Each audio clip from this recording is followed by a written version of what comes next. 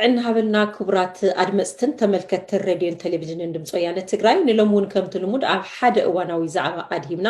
ምስ ክቡር ኣምባሳደር ፍስሓ ኣስገዶም ወካል መንግስቲ ትግራይ ፃንሒት ክንገብር ኢና ንሳና ንክትፀንሑ ክብሪ ንዕድም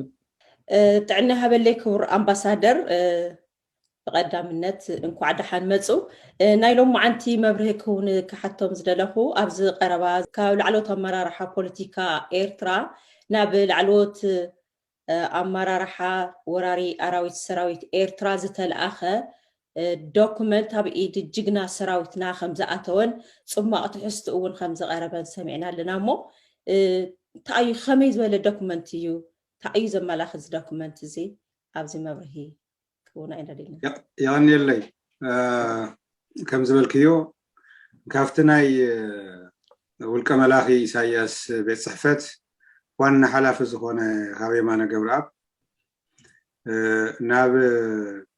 ጦርነት ዘካይዱ ዘለዉ ላዕለዎት ኣመራርሓ ናይ ሻዕብያ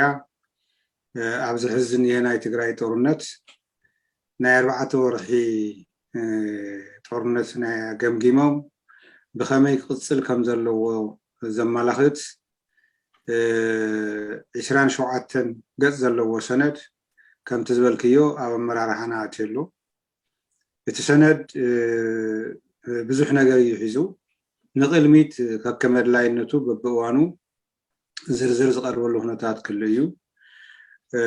ንሎሚ ግን ተዋና ትሕዝቶ ናይቲ ሰነድ እንታይ እዩ ብዝብል ኣብ ዝሓለፈ 2-3 መዓልቲ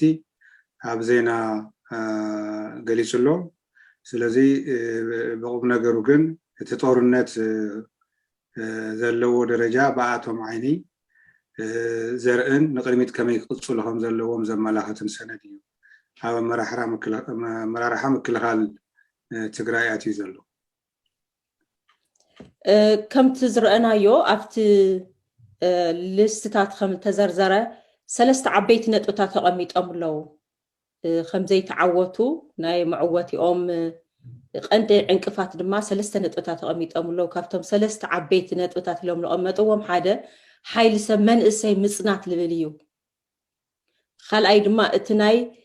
ቁጠባ ትግራይ ምውዳቕ ልብል እዩ ተሳልሳይ ድማ እቲ ተዘርጊሑ ዝፀንሐና ኔትወርክና ዲፕሎማሲ ስራሕ ዓብዪ ዕንቅፋት ከም ዝኾኖም 3 ዓበይቲ ነጥብታት ከም ቀሚጦም ልዚ እውን ከም ዝሰርሕሉ እዩ ዘመላኽት እሞ ኣብዚ እንታይ ትፅቢት ዝግበረና ታኸ እዩ እዚ ዘመላኽት ከም ዝበልክዮ እዚ ሰነድ እንታይ እዩ ዝብል ብዝሓለፈ 4 ወርሕን ፈረቓን ዝተኻየደ ጦርነት ብመሰረቱ ከም ዝኸሸፈ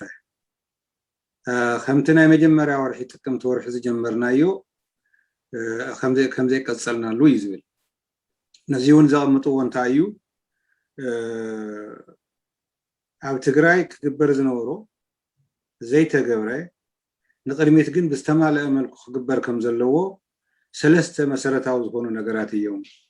እቲ ሰራዊት ናይ ኤርትራን ናይ ፋሽስታዊ ሰራዊት ናይ ኣብይ ኣሕመድን ኣብ ትግራይ ዘይፈጸሙ እዚ ስለ ዝኾነ እውን ከሽፉ እዩ ዓብዪ ሓደጋ እዩ ዝበፅሐና ዘሎ ንቅድሚት እውን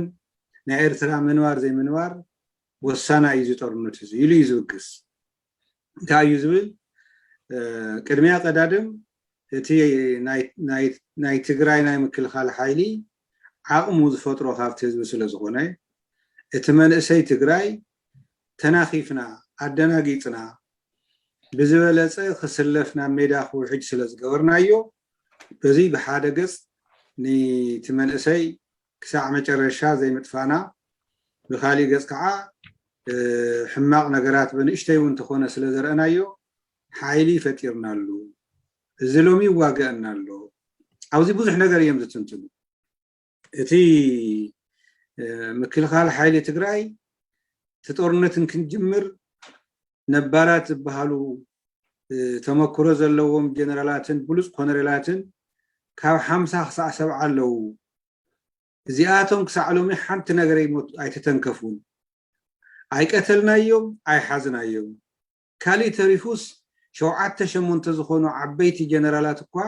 مويتهم يوم قتلنا يومنا إلنا زنبرنا حزي كلهم بهوتكم زلوا رجالي سنة لنا زي كشفنا أيبل اتمنى ناب ميداز خدر زلوا عنا مخنيات ناي نحنا سراويت عريو سلازي يطفئو نيشتيون سلازي دنقصو حايل فتيرنا اللومينا نكابزي تبقيسنا انتا خنقبر لنا يبل اتي من اساي تقراي خمزي يواقع خنقبر لنا تاي مالتيو زقتل قتلنا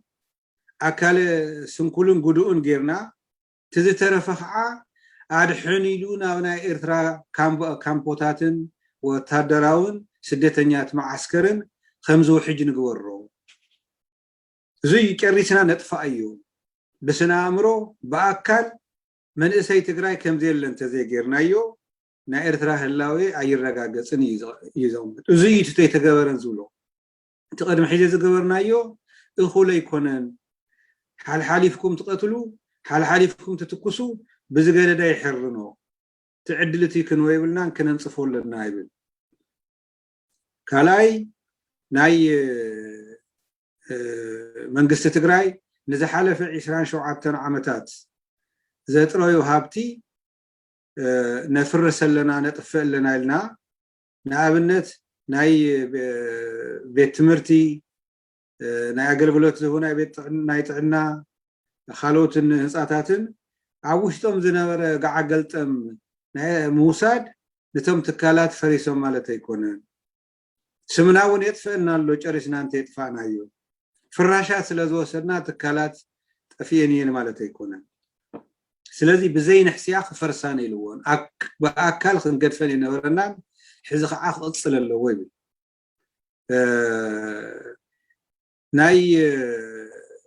ناي منغست تግራይ ناي سراويت تግራይ فاينانس عقم حزبي حزبن تليو زبلع ستن تليو سراويت ون بو قصليو كنبريو ስለዝኾነ ናይቲ ህዝቢ ሃብቲ ውን خبناي صلا هبت خرق اللو نزي يوم حسرتي تري زقاصلو زلو حزي نزي يوم كفتنا خوكو زوسدو زلو خنصف اللو نايت حزب هافتي زي مسقمت انتايبل زي انت زي غيرنا زي مسرت زهاو زخونه ناي مكلخال منغست تግራይ حايلو بسبب حايلي بفاينانس بنبرت بتكالات ابزي يملسلو بوتا انت زي بصحنايو بزخونه ملكعو انغورو زلنا نابيين مدحاني يلنا نحاسون تخوينكو ويكعا بزخونه ملكعو زين حزب تግራይ زملكتيو حزب نمنتاي زغداي لكم تحاسون زو حاسب جنرال زو حاسب وتادر تليو وي غرهيو وي عشايو زيناي منوارن زي منوارن غداي نعرسنا نإرترايلنا نغورو طورنتي اذم نعنا زواغونا زلو مناسي طراي زي كونوس بعدمه زدفو عبيتي شكور حمام زلوهم دم بزح زلوهم يوم باغروم ناخدو نا ኢትዮጵያ ና ኤርትራን ሰራዊት በመሬትን በሰማይና ተዓጀበ በዘመናዊ ቴክኖሎጂ بلوجستيكس تعديو زياتهم بإجرام الناخدو نعنا خسكم أبزلنا يقولوا لكم صحنا بتاتينو من أيزوين نخواتاتنا أي يحفرن دو يحفر يفرحونيو سلازي نإرترايلكم وقوان تزي تواقعكم نسب إناهم يلكم زم أركتوت زياتهم زم عبيت زياتهم بإجرام الناخدو كم يجرم يسعرنا لكم دقوا نخبركم نولك خبركم لكم أي تواقعون